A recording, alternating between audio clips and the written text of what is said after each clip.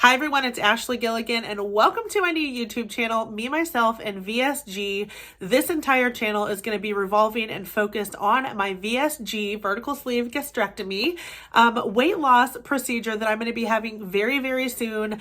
I want to talk about updates. Y'all are going to watch me get skinny and I am so ready for it, and I hope you guys are as well. If you would like to follow me on this weight loss journey, or if you're interested in having the procedure done yourself, or if you're interested in learning more about the bariatric center and surgeon that I'm choosing to use, be sure to subscribe and hit the like button down below. Comment if you guys have any questions. And in today's video, I'm just going to sit here and kind of talk about what led me to this decision, talk about just some past stuff, basically from childhood to now, try to summarize that a little bit, and just kind of explain why I want to have this procedure done. So if you guys are interested in learning more, keep on watching, and yeah, be sure to subscribe because I have so much content planned. It's insane. Super excited. Right now, I just want to take you guys way back into the 90s when I was a kid up until now. I promise I'm not going to tell you my whole life story, but I just kind of want to explain what led me to this decision. As a kid, I would not say that I was necessarily an overweight or obese child. I was definitely a little bit bigger than most of the kids in school, but for the most part, I was a really healthy, active kid. Growing up, I didn't eat a whole lot of fast food. I don't really remember going out to eat all that much. Main reason why is because we actually didn't have a car. We had a vehicle that my dad used to get to and from work, but my mom and I were pretty much homebound for the most part. We rode our bicycles a lot, and generally speaking, I would say that my mom cooked all of our meals, breakfast, lunch, and dinner. And, by cooked, I just mean home meals. I don't necessarily mean she was making, omelets and all this stuff for breakfast and, brunch for lunch, nothing like that. Just normal, everyday, eating at home things. Did we have junk food? Yeah, of course. I don't really know a whole lot of people that didn't have junk food as a kid, but it wasn't a regular thing, if that makes sense. I ate generally normal, what people would call normal, in terms of childhood meals. I wouldn't say that when I moved here, I was obese either. I was definitely still a little bit overweight, compared to a lot of the kids at school. Me personally, just looking back at where my obesity and my just overeating problems started, and let me go ahead and insert a picture, by the way, so you guys can get a general idea of why I'm getting this weight loss surgery. Okay, so that's why. I've gained a lot of weight over the years since having kids and all the life things, which I'll get to in just a second. But looking back, I think that my weight problem started at around age 15. And at age 15, I got my first job working at McDonald's. I worked there for a total of 2 years. So from age 15 to 17, I worked fast food. And to this day, I still think that that was my funnest job. I worked with two of my best friends, which I'm still pretty close with both of them now. One of them I'm very close with, the other one we still keep in contact, but two of my absolute best friends at the time. It was just a really fun job. We had a really great time working, but the downside to working fast food, or at least in my case, was I ate a lot of the fast food. So it was new, it was exciting. I had this little bit of independence and freedom away from just being a kid at home. So I was able to order lunch all the time, and I definitely did. I ate a lot of fast food at McDonald's when I worked there. And then let's fast forward on to 17. I quit that job and I actually started working at a different job, which was another fast food place. It was Arby's. I didn't really know a whole lot about Arby's when I started working there. I knew that it was fast food, but I didn't actually know what they served because I never ate there before. But they had a lot of fried stuff. Their mozzarella sticks, their curly fries, their potato cakes, all the things that are really bad for you are served at fast food places, obviously. So again, I ate a lot of fast food at Arby's. Okay, I only worked there for about 8 months, but you can do a lot of damage to your body in eating for 8 months straight fast food almost every single day that you work. So here's the kicker for me. I got pregnant with my son 2 months before my 18th birthday. Okay, my son Jake, he's now 13. He is the light of my life, incredible kid. He's my firstborn. So he was born when I was 18 years old. He was born in October of 2008. And my pregnancy with him was a typical pregnancy, no complications. He was actually born on his due date at 10:15 in the morning on 10:15. And so he's amazing, but this is about me, not Jake. I can sit here and talk about Jake all day if I'm being honest.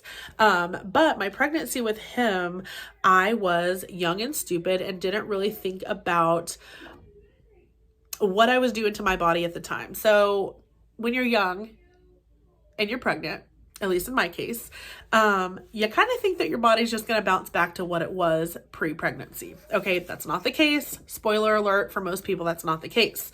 Unless you're like super, super active and you take really good care of yourself during your pregnancy, which I did not. It's just not going to happen.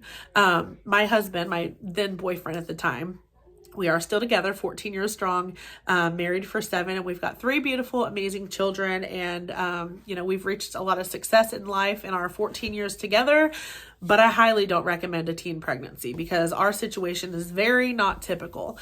But every single day that I was pregnant, I swear, me and him ate out every single day. We had this restaurant called Ziggy's. You guys, if you're from the Southwest, you probably remember Ziggy's, but we ate at Ziggy's Cafe all the time. My choice was always their club sandwich and fries. I'm not really a big soda drinker, so I always drink water, but club sandwich and fries every single day, multiple times a week, was horrible for my body. And pre-pregnancy weight, I want to say I was close to probably 230 or 240, 240 to 230 pounds. And I gained about 40 pounds with him, which was way too much weight. That was just a result of not taking care of my body and eating the right way. I definitely noticed a change in my body. I remember very vividly coming home from the hospital, my best friend and her now husband, it was her boyfriend at the time. They've been together a really long time as well, but they did not have a teen pregnancy. They were way smarter than we were. They were over at the house, just kind of checking out the new baby, checking in on me. And I remember, while everyone was in there dealing with the baby and kind of visiting with him, I went and took a really nice shower and got dressed. And I remember putting on a white t-shirt. Okay. In my opinion, white does not look super great on people if you're heavy. That's why a lot of people who are heavy wear black, because it's a lot more slimming. But let me just say that I have it ingrained, like burned into my brain, looking down at my stomach and seeing like the apron kind of hanging on the sides. My stomach was not the same that it was pre-pregnancy. I definitely had a belly on me, but it was a lot firmer and a lot higher, if that makes sense, when I got pregnant with him. And so yeah, that was like the turning point. Like, oh my God, what happened to my body? This is not what I started out with. So yeah, that was that. And then 4 years, 8 months later, our daughter Aniston was born. She's now 8 years old. And with her, I want to say that, and let me just mention this too. I didn't lose any of the weight after having Jake. I kept that weight, and it put me at probably anywhere from like 260 to 270 pounds. Okay. When I got pregnant with Aniston, my second born, I was around 280 pounds. And I remember when I was pregnant with her, my highest weight, I want to say, got to around 301. I remember that number on the scale. I don't think it ever went any higher than that. Fortunately, after I had her, I immediately dropped the 20 pounds that I had gained, and I went right back to 280. Let's fast forward another 4.5 years. My daughter Olivia, who's now 4, was born. And I think that I put on a little bit of weight between Aniston and Olivia. And I want to say that I was right at like 299 when I got pregnant with Olivia, or maybe it was 290. And for whatever reason, I gained quite a bit of weight with her. I don't feel like I overindulged when I was pregnant with her. I really do think that it had a lot to do with my age, since I was significantly older with her than I was with the other kids. But the highest weight that I have ever seen on a scale was when I was about 40 weeks pregnant with her. I think it was 336. Fortunately, after I had her, I went right back to 300 pounds. And from there, you know, over the years, I've lost a little bit of weight. I think the lowest I've gotten down to was around 280. So I did lose a little bit of weight, and then I gained a little bit of weight. As I'm filming this video today on January 6, 2022, I am so ashamed to say this, but I am sitting right at 303 pounds and some change, like 303.4 is what it said on the scale this morning. When I started my preoperative diet on January 1st, I was sitting at like 311. So I have lost a little bit of weight over the past 6 days of being on this pre-op diet, which I'll talk about in another video. I'll go over the entire pre-op diet with you, what my bariatric surgeon is recommending, and I also have a haul video that's coming soon, so be sure to be on the lookout for that. But 303 pounds. Could be worse, but it could be a heck of a lot better. I'm really hoping to drop at least another 10 pounds within the next couple of weeks before surgery. And the whole idea with the pre-op diet, and again, I'll talk about this in a future video, but it's really just to shrink your liver. But as a result of eating really healthy on the pre-op diet, a lot of people do lose a pretty significant amount of weight, which in turn just makes the surgery a lot healthier the lower weight that you are. So 303 pounds, that's a lot of pounds. Do I feel 303 pounds? No, I really don't. And I think that number might come as a shock to most people. A lot of people don't really think that I weigh as much as I do, which is a curse and a blessing, but that is what I weigh, 303 pounds as I sit here today, January 6, 2022. It's crazy to think what I'm going to weigh in like 6 months or like a year. Like I can't quite wrap my mind around what's going to happen to my body over the course of the next, honestly, rest of my life. I'm really looking forward to that. So we'll just see where we're at in 6 months to a year. I'm sure I'm going to give you guys plenty of updates. So make sure you're subscribed because you don't want to miss the updates, y'all. I'm going to be sharing the good, the bad, the ugly, the beautiful, all the things about this journey.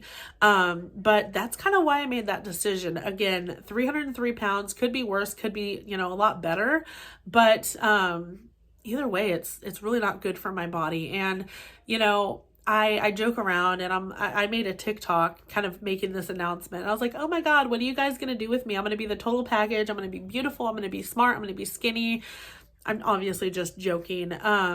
But in all reality, this is not out of vanity. I'm very, very much looking forward to shopping for my new body and enjoying my new body. But ultimately, this is for my health. I'm very healthy as of right now. I've never been diabetic, pre-diabetic, never had blood pressure issues. I've never had any health issues or concerns whatsoever. I've had blood work, everything is completely normal, but I know that it's not always going to be that way. I know that eventually my weight problem is going to catch up with me and it could kill me. Okay. And my main goal with this entire surgery is just to completely turn my life upside down. I need to retrain my brain on how to think about food and nourish my body. And is it going to be hard? Yeah. Is it going to be a train wreck at times? Yeah, but I'm really looking forward to the challenge. I'm at a really good point in my life right now.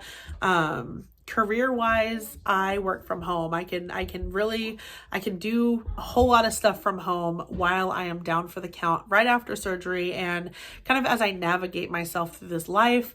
My kids are a little bit older now. My husband's job is steady. It's always been steady, but I'm just saying, I'm just at a really good point in life right now where I'm making this possible for myself. So if you guys are interested in learning more, again, please make sure that you're subscribed and go follow me on TikTok, y'all.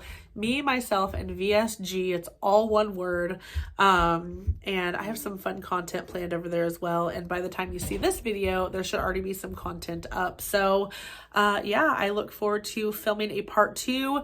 Keep an eye out for that. I'm going to talk all about the pre-op diet, and I'm also going to be talking about the bariatric center that I'm choosing to use. If you've already seen my first TikTok, you guys kind of get the gist on what I'm going to be doing.